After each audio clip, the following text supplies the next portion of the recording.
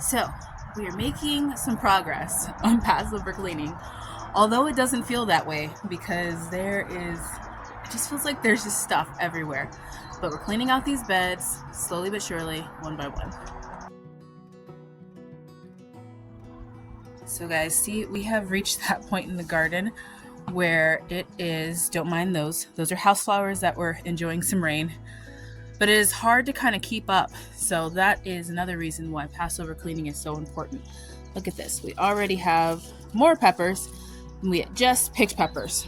So we're going to do one of my favorite beds today. Can you guys guess what it is?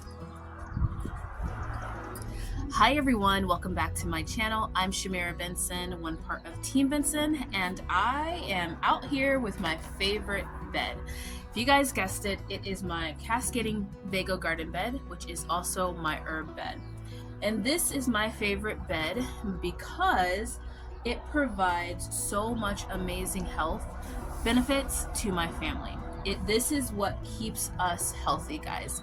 All of the other vegetables do amazing things and all of that, but the regular use of this bed and eating all the wonderful things that come out of this to be able to season and flavor our food, this is our medicine. And I highly suggest to anybody that is trying to put together a garden, have a focus on your herbs. These are my culinary herbs, so I guess, but they are still medicinal. It's different from my medicinal bed, but these are the ones that you can cook with every day. And if you cook with these things every day, they will keep you healthy. So I'm gonna give you guys a close-up of this bed. I have 2 more spots where I'm gonna be picking some stuff from, but majority of everything is right here that's really close to my kitchen. So it is nice and full and beautiful, guys. We have garlic up here, which is still growing.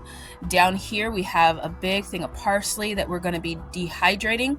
You guys know we are trying to get to 2 jars of dehydrated parsley. We have some rosemary over there. We have some dill that we're going to be really harvesting today too. We have cilantro that we're going to be making an amazing soup with. Down in here we have some sage, which needs some more light, which is why we got to give it some space.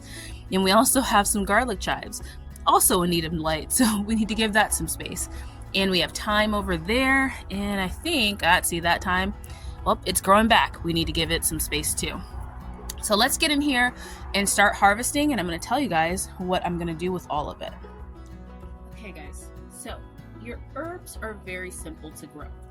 They tend not to have too many issues or problems if you're planting them in the right time, which the right time for us is depending on the herb. Like we have our summer herbs, like our rosemary and our basil do really well over the summer and they grow pretty much all year long. Things like my parsley, I want to get the biggest part of the harvest right now because parsley is not going to survive these 100 and I think we get like up to 118 degrees temperatures. They just don't like that in the desert. So I need to get as much of this as possible, get it dehydrated or dried and put up, and then that way I can use that all year long. My goal for this year is going to be 2 of the jars, 2 mason jars full of dried parsley, and I will be ecstatic about that. Now I use the parsley leaves for me to dehydrate and use those in my cooking, and then I also use the parsley stems for all of my bone broth. I actually have no more parsley stems in my freezer, so it's kind of time for me to re-up on that as well. I'm gonna go ahead and pick this and then we'll find another herb that we love. Now I want to bring you guys in nice and close because this is the last of the parsley that I left. So I cut it all the way back because parsley is a cut and come again crop. Look at this, guys. I almost filled this bucket with parsley alone. I'm actually gonna go out to where my other parsley is and grab it right now, and so that way I can have it all organized before I start putting other herbs in here too. But my parsley has 0 bugs on it. Just drop that on the floor. 0 bugs are on my parsley right now. And that is because it is the time for the parsley to really, really grow. I'm not going to have any issues with it. It's going to smell amazing. It's going to deter like other things from like coming in and like trying to eat it and trying to eat other plants around it. And it's just going to do really, really well at this time because this is the time for it to grow. But later on, I will start to get white flies as it gets really, really hot. All right, let's go out to the other person. So here is my other parsley out here. It's been keeping the cabbage pretty healthy. Look at that, guys. Look at how beautiful this cabbage is. I'm hoping that I get full big heads of cabbage. That is the hope. Okay, guys. This is a lot of parsley. This is gonna probably fill like 2 dehydrators. I can already tell I'm gonna need another bucket because I'm trying to squish it all over here so I can fit some more stuff in here. So next up on the list is going to be our cilantro. I am going to cut this all the way back because it's already trying to go to seed, and cilantro just bolts when it sees the sun. So instead of going through all that effort, because this will start attracting bugs and I know it's time, I'm just going to take the whole thing out. I'm going to leave the roots. See, maybe if it grows a little bit more, but if it starts attracting bugs, I'm just going to take the rest of it out.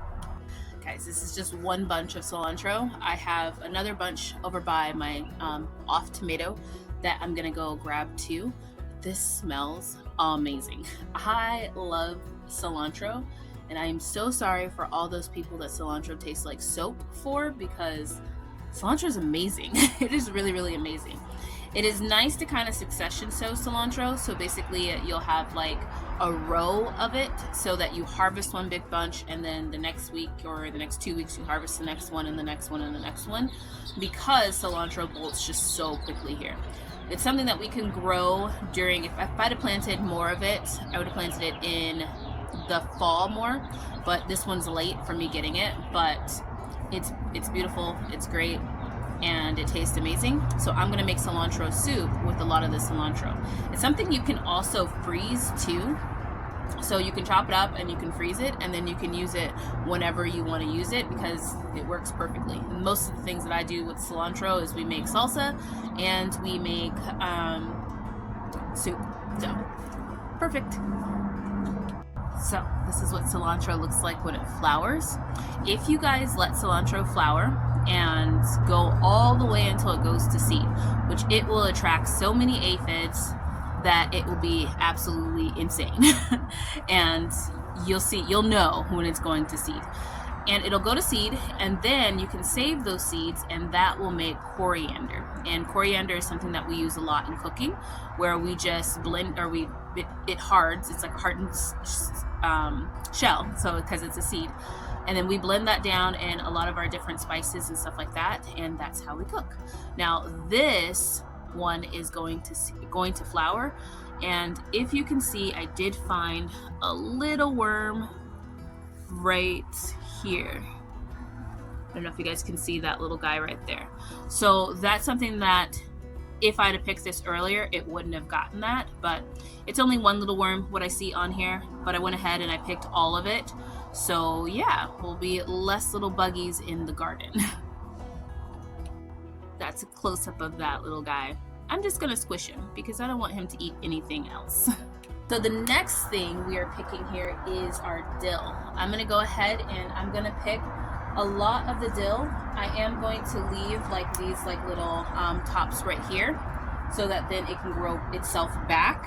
But this dill, guys, is absolutely gorgeous and it smells amazing. Now dill will get aphids when it's time for it to kind of flower and stuff like that, but I don't take dill out of my garden when it gets aphids. I actually allow it to continue to do its thing because it feeds monarch butterflies, and in the desert we have to share, guys. We don't have a lot of resources, and so the butterflies don't have a lot of food here in the desert, and if we want to have more butterflies in the desert, we need to be able to plant their food.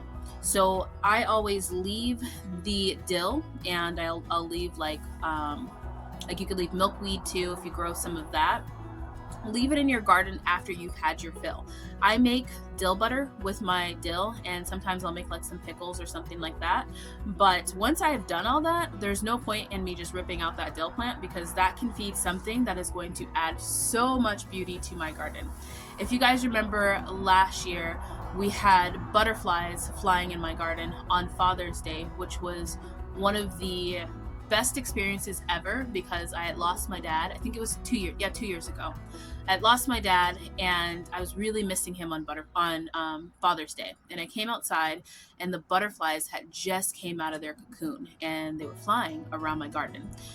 And it added so much to that moment that was worth me leaving this dill in there, letting it get attacked by aphids, and watching all those big, huge caterpillars munch it all the way down to nothing, and having little cocoons all over my garden to have that moment where when I really needed like nature, that's when it came through.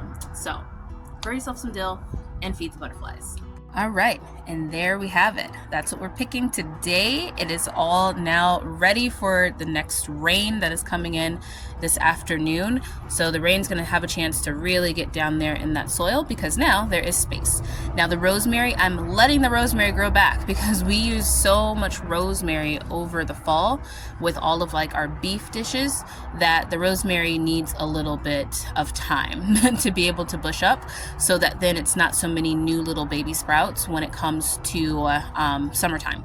We also are going to need the rosemary for our hair care. So yeah, saving that.